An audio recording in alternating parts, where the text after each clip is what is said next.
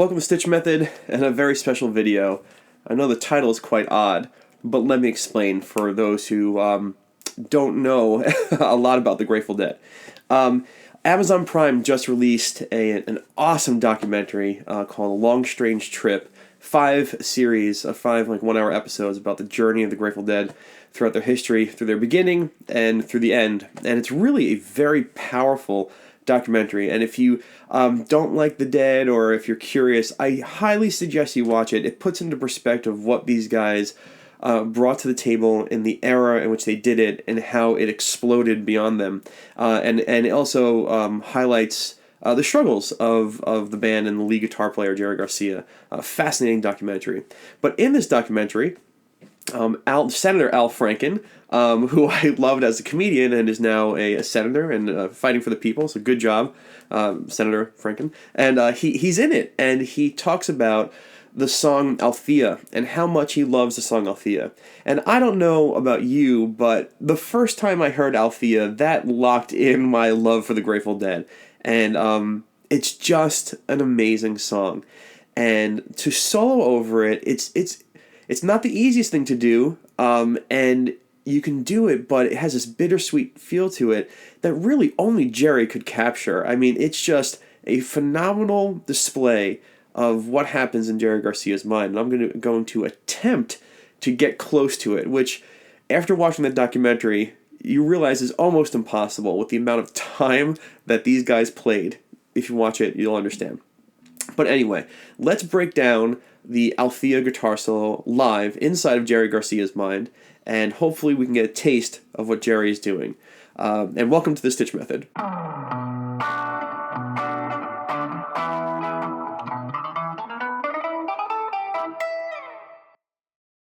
All right, let's jump right into it.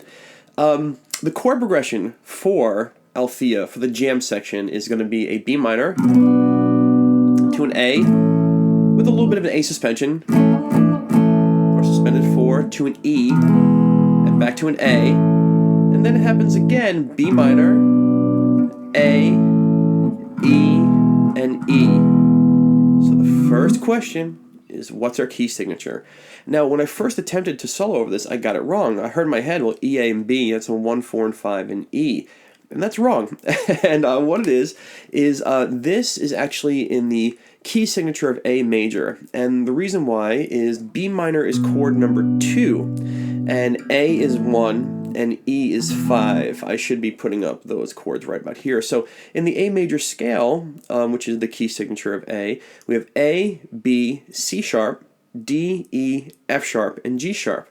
And when you line them out as chords, you get A major, B minor, C sharp minor, D major, E major, F sharp minor, and G sharp diminished. And what this song does is it starts on the 2 chord, which we got to talk about. Really got to talk about. Number 1, when you start a song on the 2 chord, it instantly throws this progression to what's called the Dorian mode. This is an A major, key of A major, but the progression is a B Dorian progression because we started on the 2nd chord. And something that a lot of people, I don't know if they get it or don't get it, but I like to talk about it, I guess. If you watch my songwriting video, if you start a song on number 2, the song is bittersweet. The sound you get from starting on a 2 chord is really, makes the song a bittersweet song. And another song that does this is Last Dance with Mary Jane, or Mary Jane's Last Dance by Tom Petty. That's a Dorian progression starting on the A minor in the key of G, and at the same time it's a bittersweet song. And so if you want to write a bittersweet song, you start on the 2. And so now we have a song that starts on the 2, which means it's going to sound bittersweet. How many times can I say that? I don't know. And it's in the Dorian mode. So how do we handle this as a guitar player who's soloing over it? Well, first we got to think about the key signature. The key signature is definitely an A major, but we're starting on the B. So what we can do is we can first find our A major scale. Now, where Jerry likes to come in usually, out of the 9,000 times we play this, is right here on this A major scale that's on the 9th fret. And so the scale itself comes from this C-shape chord here. This is an A chord. So the scale here is going to be 9, 10, 12, 9, 11, 12, 9, 11, 12, 9, 11, 9, 10, 12, 9, 10, 12. Now, Senator Franken, I don't know if you play guitar or not, but if you do, join along. If not, thank you for watching. Anyway, here we go. So this is an A major scale. We have something in the key of A. So to test it out, what we're going to do is I'm going to get my looper going, which has Althea, and I'm just going to mess around my A major scale. Let's see what happens.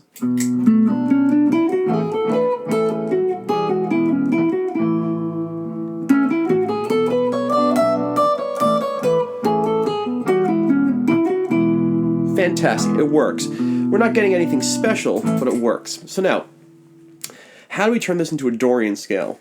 Very, very simply. This is my root note here, and then this is note number 1, this is note number 2, 1, 2, 3, 4, 5, 6, 7, 1.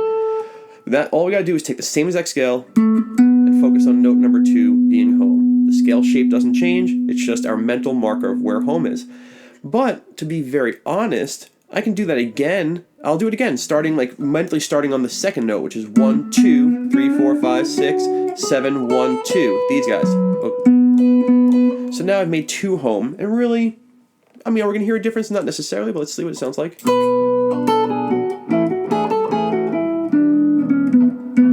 actually hit a wrong note there, good.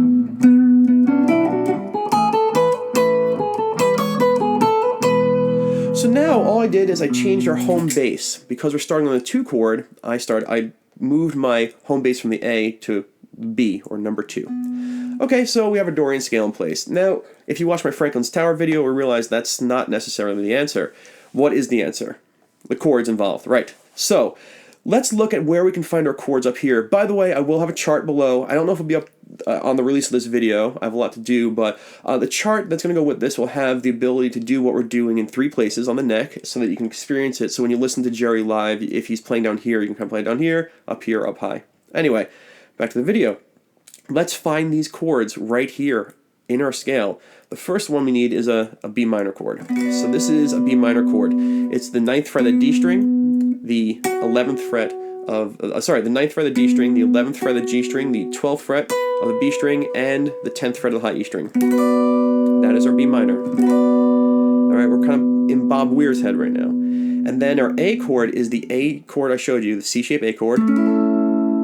And then the E chord, we can play a G-shaped chord right here, like this, or you keep your finger there and you play it up high. So you can play B minor, A, E, A, B minor, A, E, E.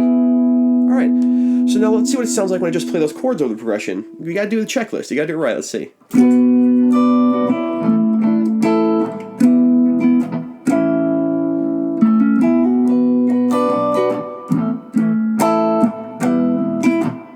Good. Works fantastic. So what do we have to do? We have to combine both of things. Sorry, I said that really fast. We have to combine both of our things. So now, how do we do that? Well, we have our A major scale. If you want to think of it as a B Dorian scale, fine. Same exact thing. Doesn't matter. You have the key scale. And now when he's on the B minor, we're going to highlight the B minor chord tones. And when he's on the A, you're going to highlight the A chord tones. And when he's on the E, you're going to highlight the E chord tones here or here. However, think about it. They'll be in the chart below, I promise. And then back to the A. So here it is, and I'm going to be very, very actually chord tone centric right now. It's going to sound more, actually this is the difference I think between like Trey Anastasio and Jerry. It's going to sound more kind of like Trey, where he's super heavy on like jumping to chord tones. Not in a bad way, he's wonderful, as you know, how I think about him. And Jerry kind of blends them together. But let's just hit the chord tones. Let's just see what happens. Here we go.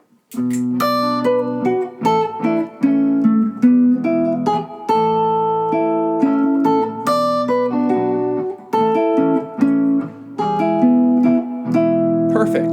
But now, let's try and use the scale to sew them together. So what you do is you play a chord tone, then you use the scale, you use the A major scale to glue the next chord tone. And what I mean by this is you want to punch those chord tones. You want to start on them, you want to hold on them, you want to give them a little bit of an extra pluck, you want to emphasize them, which is what Jerry does. Now we have more to do, but this is where it starts, right here. This is where the glue is of the guitar solo. So I'm probably going to screw this up. Here we go.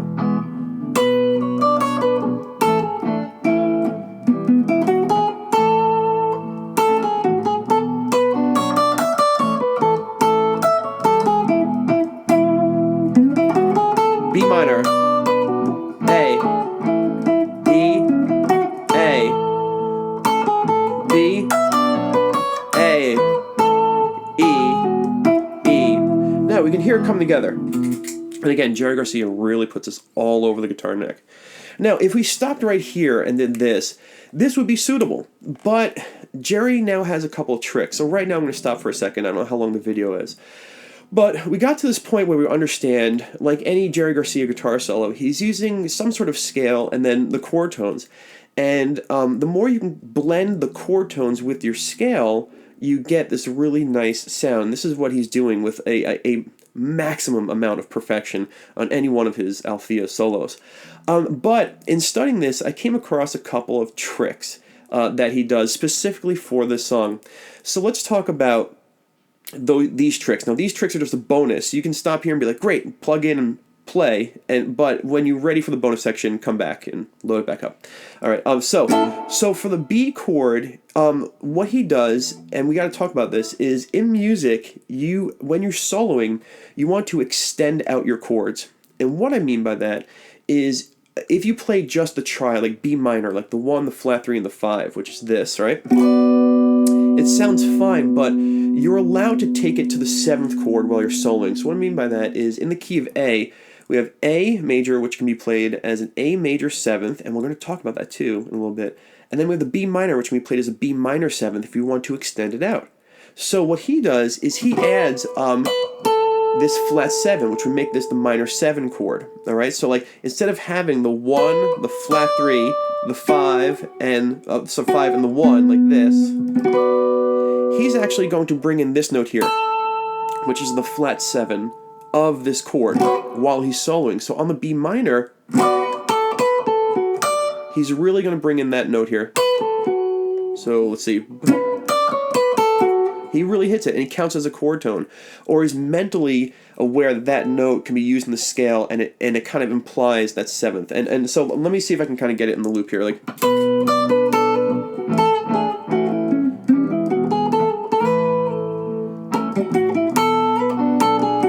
you can hear it. It works perfectly. So adding the flat 7, adding the flat 7 on that B minor in your solo is a trick that he does. Number 2, when he goes to the first A chord, he does this trick, which is awesome. He takes the A and mentally plays it as a major 6th chord. Now, you probably said E, and you can play it as a major 7. But this is Jerry Garcia, all right? And if you listen, what I mean by that is instead of playing the 1, 3, 5, and major 7 in his song, he'll play the 1, 3, 5, and the 6. And he plays the 6 a lot on that A that comes right after that B. Like B minor, bam, boom, boom, A with the 6. He loves the 6 on there. You'll hear it. It's right here. It's the F sharp. All right, and now let's see if I can play both the B minor 7 stuff and the A6. Let's see.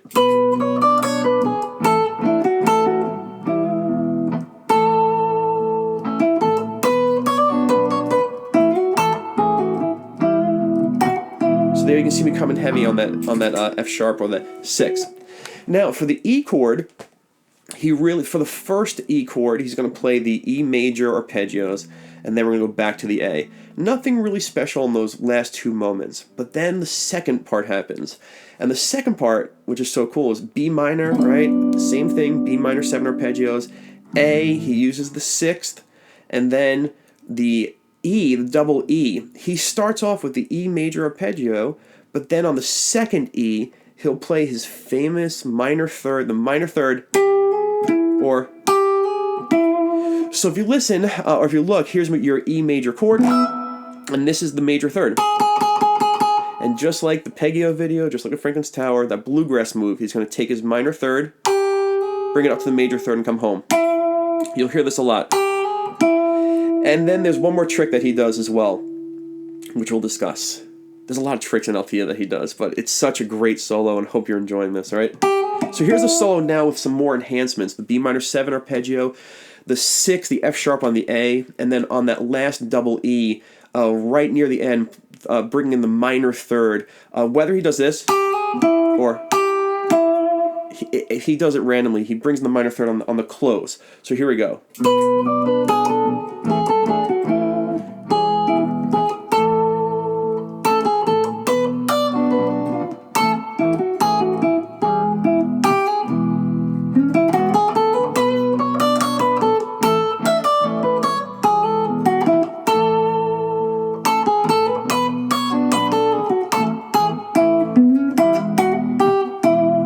Okay, so it does that stuff a lot. Now, the last thing I'll show you, and it's going to be a huge video, and I hope that you're smiling, hope this is making sense, because I love the song.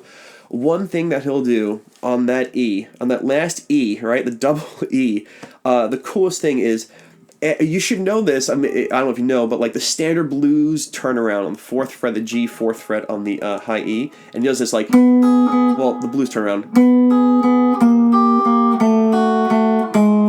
Just that guy. And he's going to throw that in an octave higher, like this. So he's instead of going,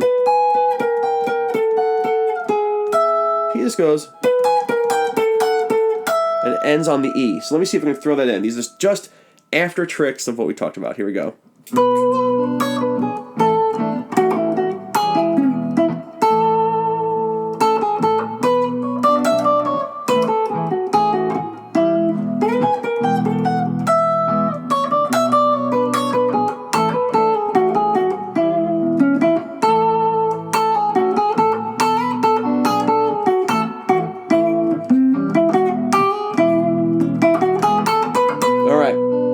I hope it all made sense. I really do.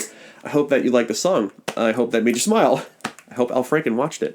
And, or Senator Al Franken, I apologize. Thank you so much for joining me in the StichMethod in the special episode of In the Mind of Jerry Garcia, the Althea guitar solo.